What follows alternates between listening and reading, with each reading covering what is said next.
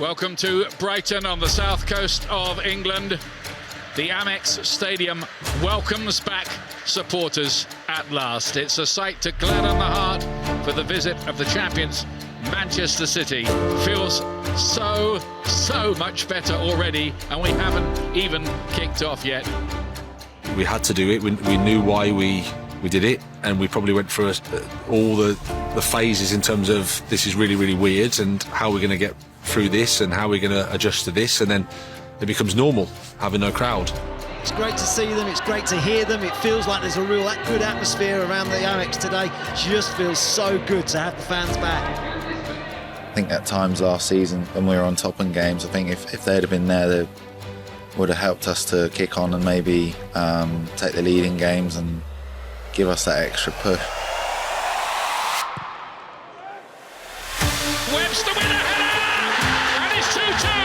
Adam Webster with the vital goal, and how the Brighton fans who are back in the Amex Stadium tonight love that. Burn with a chance for his first goal, and the club he's got it as well. Brighton are ahead. Dramatic scenes here. We had 8,000 in and we were 2-0 down and ended up coming back to win 3-2, and I don't think that would have happened without the fans. So Brighton, for the very first time, have beaten Manchester City in the Premier League era. Every win you get in the Premier League is one to be celebrated. I think that's fair to say. But I think the Manchester City game was probably the main one, just because of the first game with a crowd, even though it wasn't nowhere near full capacity. It just felt like an exciting moment and hopefully the start of a lot to come. A night to remember. That victory over champions-elect Manchester City back in May was certainly one of the high points of Graham Potter's reign at the Amex so far. His counterpart that evening, Pep Guardiola, had previously described the Brighton and Hove Albion boss as the best English manager in the world. Potter appeared to settle in seamlessly among English football's managerial elite. So how does he reflect on the experience so far? Enjoyable, challenging, rewarding, exciting. Everything you'd expect from 2 years in the Premier League. The biggest challenge is fighting to establish yourself as a team in terms of how you want to play, but at the same time getting results in what is a hugely competitive, at times brutal league.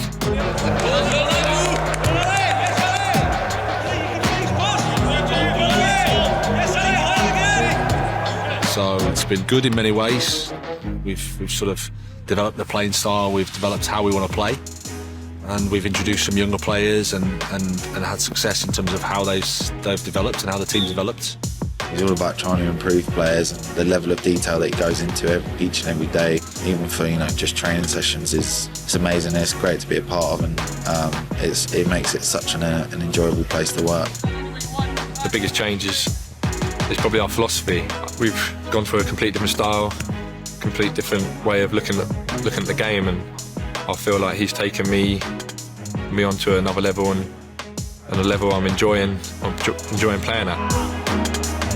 Waiting for it, and that's a decisive header which has given Brighton the lead. Lewis Dunk. Yeah, he's only been good for me and the club and the whole squad. He treats everyone the same if you're not playing or not in the starting 11, you're on the bench or you're not in the squad, and he treats everyone the same as a human and makes everyone feel comfortable in the training ground, in a team that we are, and he brings everyone together, which is nice to be around. Potter's unusual story began in England with a 13-year playing career across 4 divisions that included a season in the Premier League with Southampton. The former fullback's progress into football management was far from conventional, embarking on a career path that took him to the wilds of northern Sweden to learn his trade. His exploits in charge of Östersunds eventually attracted attention across Europe. It wasn't something I planned necessarily. I think as I was starting to get a bit older, realised I had time on my hands, so I did a combination of education, did a degree, and also just felt like it was a good thing to do with my time to start the coaching badges. I had 5 years in university, which was a learning experience, a developmental phase, I guess, and and it carried on in Sweden. It was a wonderful time for me, 7 happy years, starting in the 4th tier and the very bottom and building a football club. It was a great experience. We've had sort of 3 promotions and we've sort of built and built. And then, of course, it's nice just to be part of it. It's nice to see the club grow from a club that sort of nobody believed in, nobody liked, nobody trusted, to one where there's sort of pride in the club now. Because of all the things that happen along the way, the 3 promotions and winning a trophy, and by definition you're going to be on the map because we play Arsenal, we play Galatasaray, we play Hertha Berlin, we play Athletic Club Bilbao, so lots of high-profile matches, and then that gave me the opportunity, I guess, to come back to the UK and to test myself here. There were a few other options and things, but Swansea was the main one, and a fantastic club, and it was a great opportunity for us, and it was a nice transition from overseas back into the UK. Yeah, even though they were dealing with the aftermath of relegation, if you like, and what that means in terms of the financial position of the club, it meant that we could work with younger players. It meant that we could give opportunities to the likes of Dan James, the likes of Joe Rodon, and again, taking steps to developing individuals and teams.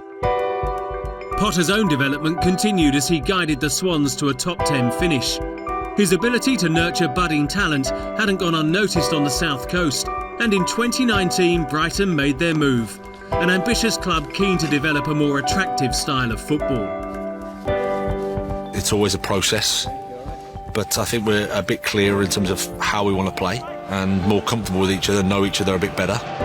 The how is the choice. What we're doing is the same as everybody, which is to try and score 1 more goal than the other team and get points. And that's the area where we need to carry on trying to really improve. Albion's bid to build on their successes in the latter stages of last season got off to a promising start with back-to-back wins, their best opening to a Premier League campaign. That's made no difference to Potter's level-headed approach. Since joining the club, his message has never changed. It's always to improve. It sounds easy to say, but it's the hardest thing to do because everyone's doing the same. The Premier League's so competitive, and you see this year there's good teams coming up, teams will strengthen.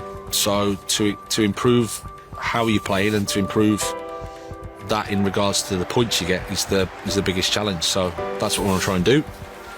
We'll every day try to improve the players individually, but as a team we have to try to improve the points we get.